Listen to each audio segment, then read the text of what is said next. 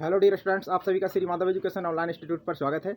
आज हम आपके साथ डिस्कस करने वाले हैं NCERT science class 10 chapter number 10 प्रकाश का परावर्तन एवं अपवर्तन, जो आपका ऑलरेडी पहले से ही चल रहा था। हम इसमें डिस्कस कर रहे थे अवतल दर्पण द्वारा प्रतिबिंब का बनना, जिसमें हमने 3 कंडीशन उसकी डिस्कस कर ली थी और 3 कंडीशन अभी और बची हैं, क्योंकि अवतल दर्पण द्वारा प्रतिबिंब जो है कुल 6 कंडीशन में बनता है। तो आज जो बची हुई 3 कंडीशन है उनको हम आज आपके साथ डिस्कस करने वाले हैं। तो आइए देर किए बिना डिस्कशन अपना जारी करते हैं।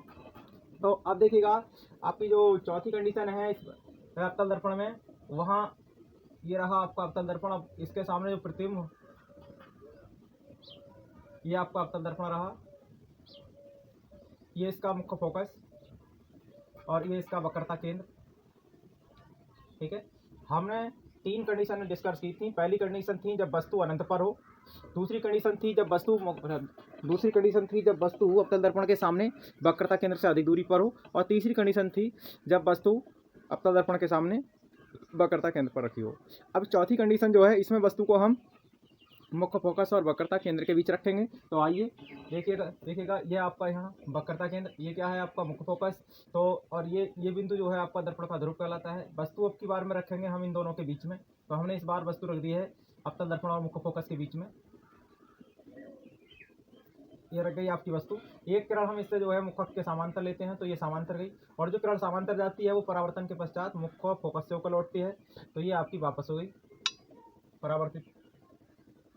परावर्तित हो गई ये किरण। अब देखिएगा, एक किरण लेंगे हम मुख्य फोकस से होकर, और जो मुख्य फोकस से होकर आपतित होती है वो दर्पण से परावर्तन के पश्चात मुख्य अक्ष के समांतर हो जाती है। तो ये जो है आपकी मुख्य अक्ष के समांतर हो गई। ये देखिएगा, यहाँ बिंदु M1 ले लिया हमने, ये बिंदु हमने M2 ले लिया। अब परावर्तन के पश्चात ये जो दोनों किरणें हैं वो इस बिंदु पर काट रही हैं। देखिएगा, अब इस बिंदु वस्तु के इस बिंदु का प्रतिबिंब जो है ये वाला बिंदु है। इस बिंदु से मुख्य अक्ष पर हमने लंब डाला था, तो ये वस्तु बन जाएगी। अब इस बिंदु से मुख्य अक्ष पर लंब डालेंगे इस तरह से, तो ये बन जाएगा आपका प्रतिबिंब। तो यह था आपका बिंब, बिंब मीन्स वस्तु, और ये है आपका प्रतिबिंब, प्रतिबिंब। ये बन गया आपका प्रतिबिंब। वस्तु को हमने ले रहे हैं हम A1, ये A और B से, तो प्रतिबिंब क्या हो जाएगा हमारा A1 B1।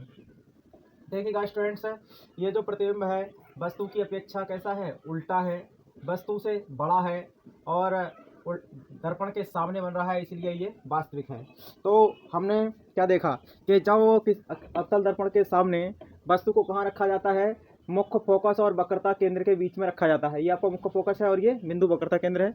जब वो वस्तु को अवतल दर्पण के सामने मुख्य फोकस और वक्रता केंद्र के बीच में रखा जाता है, तो वस्तु का जो प्रतिबिंब होता है वो वक्रता केंद्र से अधिक दूरी पर बनता है, वक्रता केंद्र से अधिक दूरी पर बनता है। और प्रतिबिंब जो है वस्तु की अपेक्षा उल्टा होता है, वस्तु से बड़ा होता है और वस्तु से वास्तविक होता है। वास्तविक इसलिए है क्योंकि इस प्रतिबिंब को पर्दे पर लिया जा सकता है, पर्दे पर देखा जा सकता है, इसलिए यह वास्तविक है। आइए अब नेक्स्ट कंडीशन डिस्कस करते हैं। तो अगली कंडीशन में हम वस्तु को रखेंगे अवतल दर्पण के सामने मुख्य फोकस पर। तो ये रहा आपका दर्पण, और ये इसका मुख्य अक्ष, ये बिंदु इसका ध्रुव, दर्पण का ये मुख्य फोकस है, और ये दर्पण का वक्रता केंद्र C। अब वस्तु रखने वाले हैं हम मुख्य फोकस पर। ये रख दी हमने यहाँ वस्तु इसकी मुख्य फोकस पर। अब वो वस्तु जब यह रखी है तो इससे एक किरण लेंगे हम मुख्य अक्ष के समांतर। तो ये जो मुख्य अक्ष के समांतर किरण जा रही है ये परावर्तन के पश्चात मुख्य फोकस से होकर जाएगी इस तरह से, और एक किरण लेते हैं हम वक्रता केंद्र की सीध में इस तरह से, और जो वक्रता केंद्र के सीध में आपतित होती है दर्पण पर, तो ये किरण जो है यहाँ टकराने के पश्चात अपने ही मार्ग से वापस लौटती है। ये देखिएगा, वक्रता केंद्र के सीध में जो आपतित होती है वो अवलंबवत होती है, इसकी वजह से ये देखो ये तो गई, ये जाके टकराई बिंदु M1 पर, यहाँ बिंदु M1 इसको लेंगे, और यहाँ बिंदु M2 पर ये किरण जो है टकराई, और इस तरह से यहाँ से ये वापस हो गई। ठीक है, तो ये किरण, ये तीर जो है वापसी को दर्शा रहा है, परावर्तन के पश्चात किरण के मार्ग को दर्शा रहा है। और ये किरण जो थी मुख्य अक्ष के समांतर गई थी, ये परावर्तन के पश्चात इस मार्ग से जा रही है मुख्य फोकस से। अब देखिएगा, परावर्तन के पश्चात हम देख रहे हैं ये किरणें जो है दोनों एक दूसरे के कैसी हैं, समांतर। परावर्तन के पश्चात ये किरणें एक दूसरे के समांतर हैं। अब देखिएगा, अगर इन्हें आगे बढ़ाओगे आप तो ये कहीं चाहे कितना ही बड़ा हो, ये कभी एक दूसरे को काटेंगे नहीं। तो ऐसी स्थिति में जो प्रतिबिंब माना जाता है वो इधर कहीं माना जाता है कि इधर बन रहा होगा प्रतिबिंब, उल्टा बन रहा होगा वस्तु की अपेक्षा, ठीक है। और वो कैसा होगा, अत्यंत बड़ा होगा, अत्यंत बड़ा होगा। कहाँ बन रहा है, अनंत पर बन रहा है, अनंत पर, अनंत अनंत पर, अनंत पर अत्यंत बड़ा, ठीक है। अब वो एक कंडीशन और बची है इसकी, जिसमें हम अब इस कंडीशन में जो है दर्पण के सामने वस्तु को रखेंगे, दर्पण के ध्रुव और वक्रता केंद्र के बीच में। ये देखिएगा आपका दर्पण रहा, यह इसका मुख्य अक्ष और ये बिंदु जो है इसका ध्रुव है, ये बिंदु दर्पण का मुख्य फोकस और यह इधर दर्पण का वक्रता केंद्र थी। अब वस्तु रखने वाले हैं हम दोनों के बीच में, ये रखी हमने वस्तु, देखिएगा दर्पण के ध्रुव और मुख्य फोकस के बीच में वस्तु रख दी है। ये किरण हम इसके मुख अक्ष के समांतर लेंगे, आपतित करेंगे इस दर्पण पर, तो ये मुख अक्ष के समांतर आपतित हुई। ये परावर्तन के पश्चात मुख्य फोकस से होकर जाएगी, ठीक है, इस तरह से। तो ये परावर्तन के पश्चात किरण वापस हो रही, और एक किरण जो है वक्रता केंद्र के सीध में करते हैं हम आपतित। तो ये वस्तु यहाँ गई किरण इस तरह से,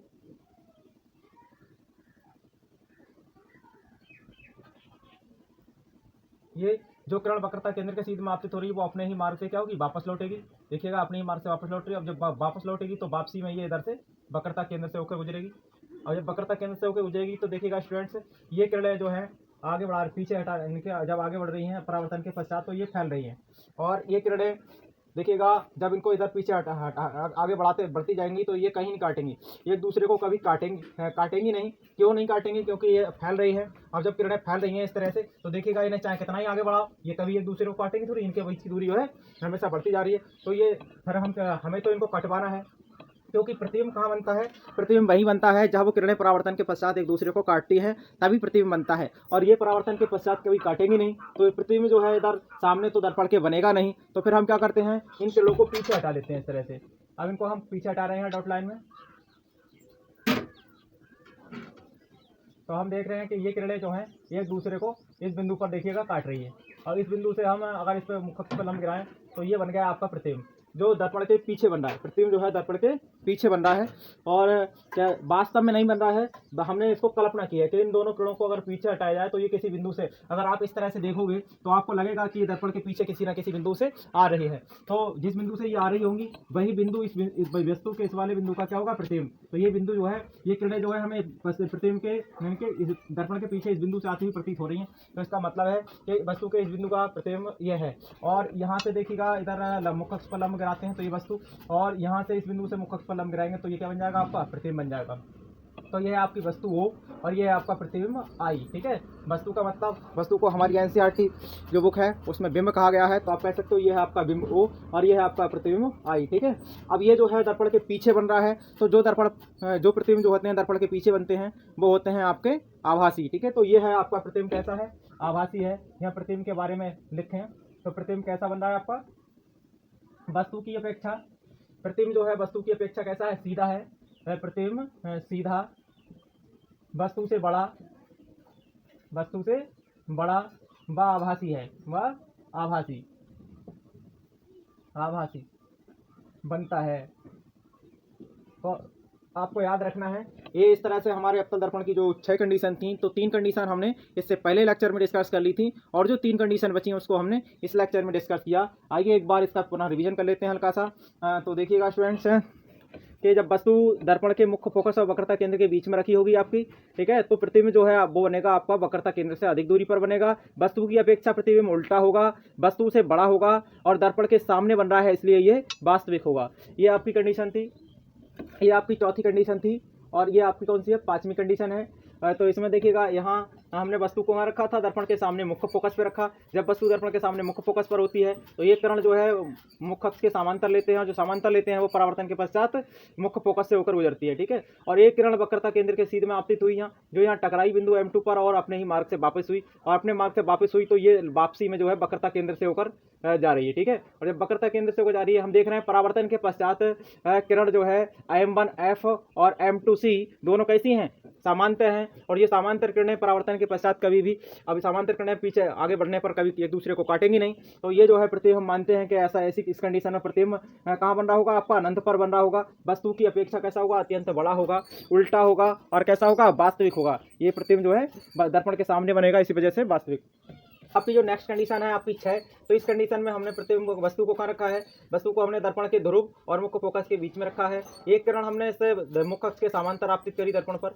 जो मुख्य अक्ष के समांतर आती है वो दर्पण के मुख्य फोकस से परावर्तन के पश्चात जाती है और एक वक्रता केंद्र के सीध में आपतित की। तो ये इस बिंदु पर, यहाँ बिंदु M2 पर टकराकर बापने ही मार्ग से क्या हुई, वापिस हुई। और इस तरह से हमने देखा किरण जो है, यहाँ किरण आपकी किरण M1F, किरण M1F और किरण M2C जो है परावर्तित किरण M1F और M2C जो है परावर्तन के पश्चात फैलती हुई दिखाई दे रही हैं। और जब फैलती हुई दिखाई दे रही हैं तो ये आगे बढ़ने पर कभी एक दूसरे को काटेंगी नहीं। इस वजह से हमने इनको क्या किया, यहाँ पीछे हटाया, डॉट लाइन में पीछे हटाया इस तरह से, और ये पीछे हटाने पर इस बिंदु पर काटने लगी। ठीक है, तो ये है आपका बिंदु बी, बिंदु B1। ठीक है, ये था A1। यहाँ वस्तु को लेते हैं हम A से और B से, तो प्रतिबिंब को A1 B1 से। तो हमने देखा ये बिंदु B1 पर काट रही है और बिंदु B1 से मुख्य अक्ष पर लंब गिराया A1 B1, तो ये क्या बन गया, आपका प्रतिबिंब बन गया I। ठीक है, ये आपका प्रतिबिंब बन गया। अब यहाँ से हमने देखा कि जो प्रतिबिंब है वो दर्पण के पीछे बन रहा है, इसलिए ये आभासी है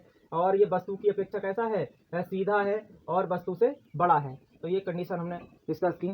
तो इस लेक्चर में इतना ही। अब नेक्स्ट लेक्चर में जो है हम उत्तल दर्पण के द्वारा प्रतिबिंब का बनना सीखेंगे। इस लेक्चर को ही समाप्त करते हैं। आप सभी को बहुत बहुत धन्यवाद।